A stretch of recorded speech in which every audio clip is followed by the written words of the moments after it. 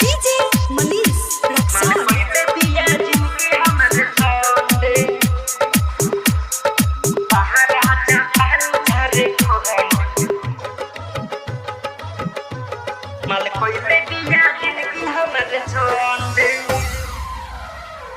बाहर जाता नी झारे खंड माल कोइले बिया जिंदगी हमारे झंड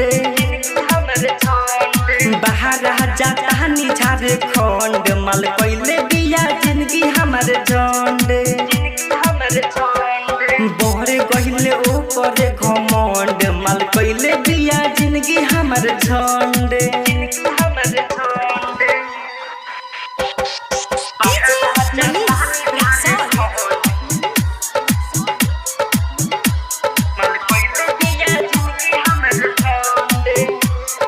ओकरे चक्कर में हम भैनी बाहर बाद हो भैनी बाहर बाद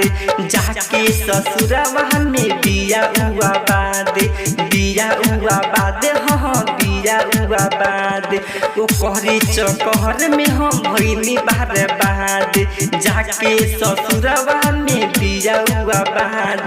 प्यार में जखम दिलस चल माल पहले बिया जिंदगी हमार झंड बाहर जाता नी झारे खंड माल पहले बिया जिंदगी हमार झंड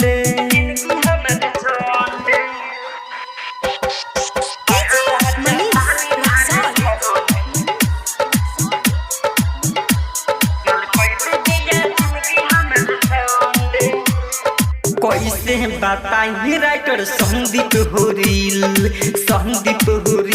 हाँ संदीप होरिल निराला नितेश के तोड़ले बिया दिल हाँ तोड़ले बिया दिल कैसे बताई राइटर संदीप होरिल निराला नितेश के तोड़ले बिया दिल सोचला पजरे बहरे मंड माल पहले बिया जिंदगी हमारे झंड बाहर जाता नी झारे खंड माल पहले बिया जिंदगी हमारे झंड बहरे गहिले ओ करे घमंड माल पहले बिया जिंदगी हमारे झंड।